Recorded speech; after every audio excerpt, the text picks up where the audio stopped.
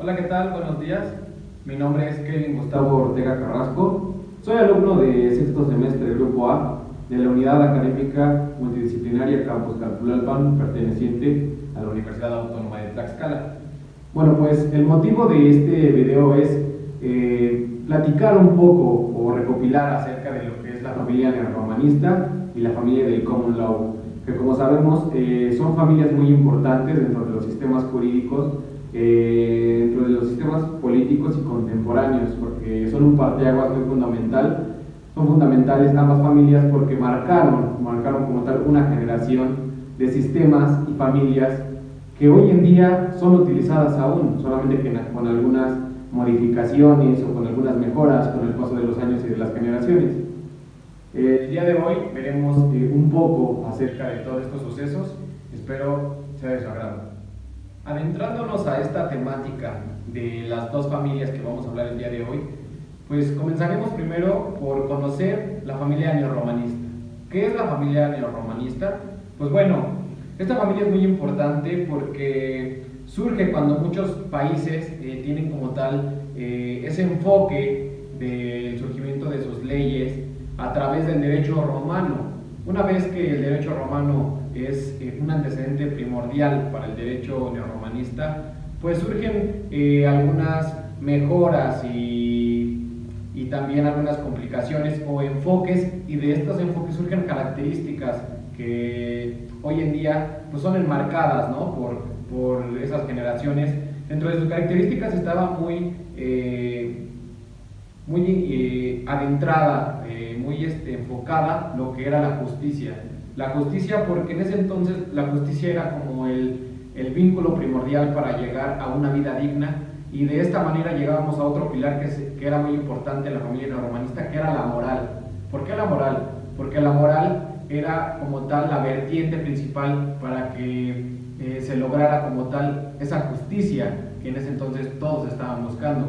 Dado a esto y en consecuencia a esto, surgen las llamadas universidades, aquel surgimiento de universidades que es muy importante y es muy fundamental, porque se da cuando un grupo de alumnos y profesores enseñan como tal o tienen la intención de crear universidades en las que se enseñan diferentes ramas del saber, del conocimiento. Una de ellas, una muy importante, es la Escuela de Sacerdotes de Egipto.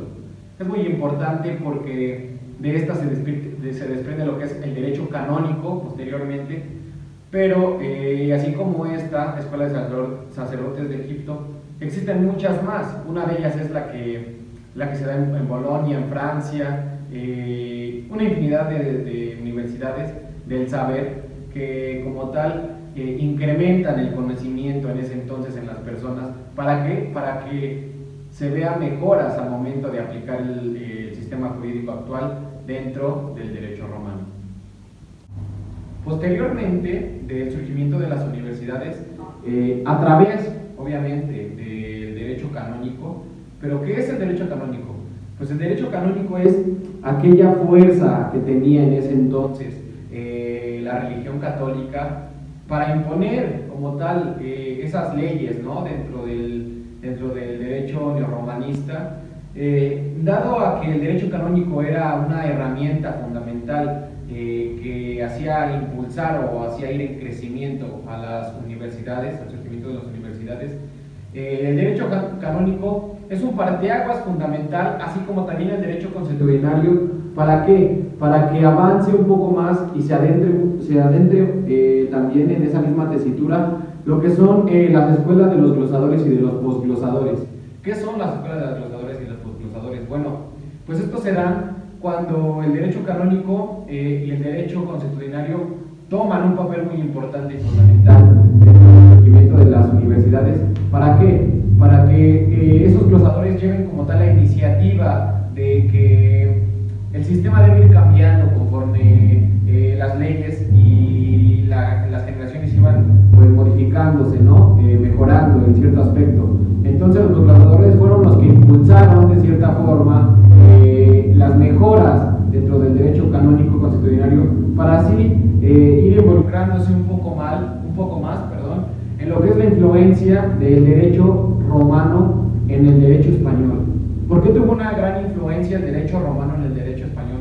Porque con la caída de los imperios españoles durante ese periodo, pues surgieron como tal estos posglosadores y glosadores que mejoraron en cuanto a las leyes, en cuanto a las costumbres y aquellas aptitudes que tomaban pues los señores que tenían poder, pues para que esas leyes se fueran mejorando y cambiando y adecuando, claro que sí, a cada uno de los personajes que tomaban pues mucha importancia en ese día, ¿no?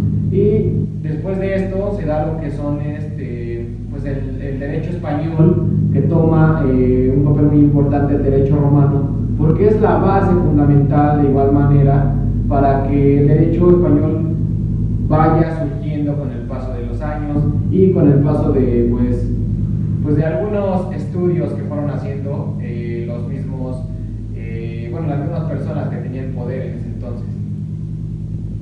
Antes de pasar a lo que fue pues el common law, hay que comentar un poco de lo que fue el derecho común, que de igual manera, así como el surgimiento de las universidades, también el derecho canónico, el derecho constitucionario, el derecho común toma un papel muy importante dentro de la caída del Imperio Romano, porque es la que se aplica de manera supletoria, dado que pues el derecho romano estaba en decadencia, ¿no? Porque se encontraba en un estado de un imperio derrotado, había muchas dificultades al momento de llevar a cabo estos sistemas, ¿no? Entonces el derecho común se toma como una herramienta supletoria para así crear un balance dentro del avance de esta etapa de la caída del imperio. Por último, vamos a hablar acerca de lo que es el common law, conocido también como derecho inglés. Pues bueno, este como tal se denomina como un sistema o una familia jurídica que surge como tal en Inglaterra, ¿no? Y que da origen a que muchos países se ha utilizado de la misma manera, pues dado a que el common law tenía como tal esa vertiente que daba la confianza de brindar la certeza de que era un sistema confiable, porque brindaba las mismas oportunidades para uno, tanto como para el otro, dejando a un lado las vertientes de poder, de diferencias, de juzgar a alguien por lo que era y no por lo que en realidad estaba cometiendo.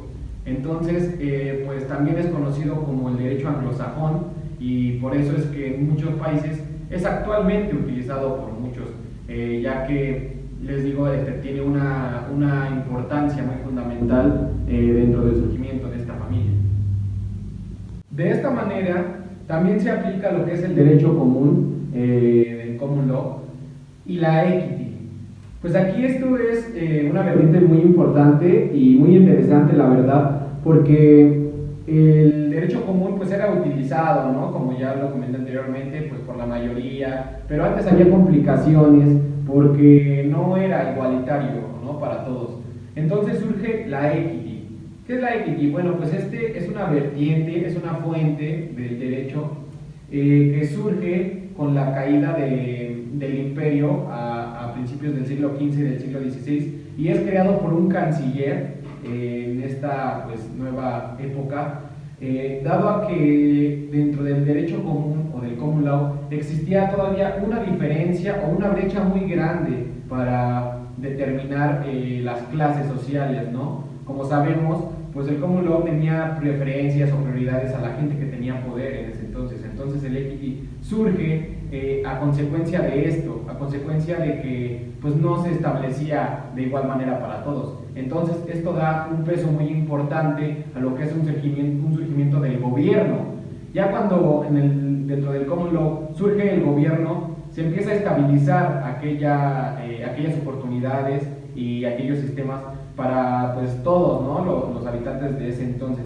Entonces ya una vez surgiendo el gobierno, se deposita como tal en tres brechas, ¿no? muy fundamentales que hasta el día de hoy son utilizadas.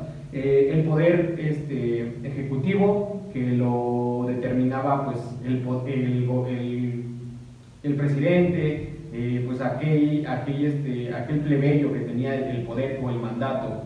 Otro más es el poder ejecutivo, que era cuando pues se encargaba, ¿no?, de la modificación y de la creación de las normas. Y por último, y muy importante, el poder judicial, que se encargaba de investigar, de castigar, de regular aquellas violencia a los derechos humanos, aquellas violaciones a los derechos humanos. Y fue así cuando toma una vertiente muy importante, una brecha muy importante, el common law dentro del derecho inglés. En conclusión y por último, pues el common law, como sabemos, tiene fuentes pues muy importantes y esenciales.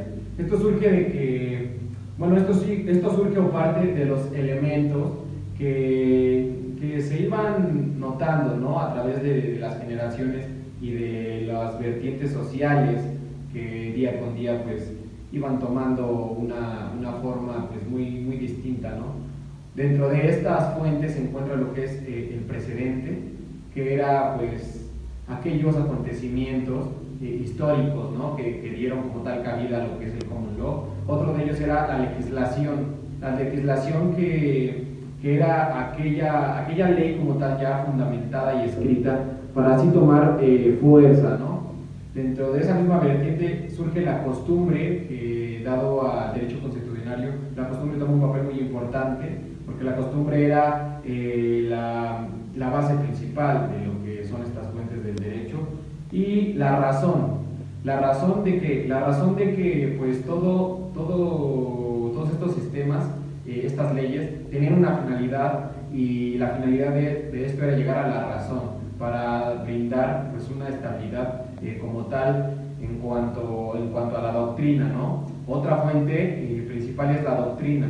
¿Por qué? Porque en ese tiempo se valoraba mucho lo que era pues la enseñanza de las personas que tenían muchos conocimientos, que venían como tal o provenían de algunas escuelas sabias, ¿no?, de algunas vertientes históricas.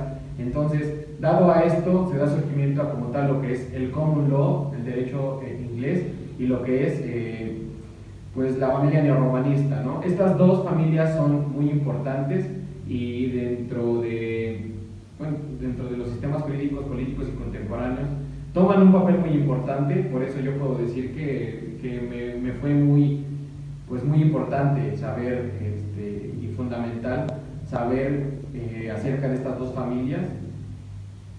Y bueno, por mi parte sería todo. Muchas gracias. Hace un momento vimos acerca de las características y algunas diferencias que tienen como tal pues el common law con el derecho neorromanista.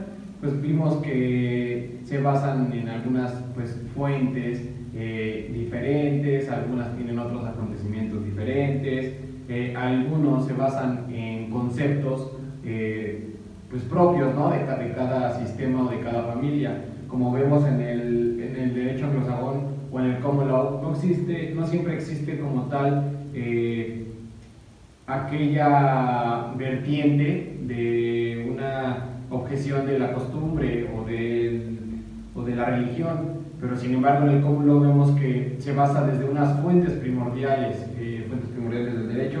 Entonces esas son algunas diferencias y similitudes que encontramos a través del desarrollo de estas dos familias. Otra diferencia entre entre la familia neorromanista y el common law es que en el common law como tal lo que no está prohibido está permitido. Entonces en la familia neorromanista solamente como tal se respeta lo que está tipificado en una ley escrita y vigente.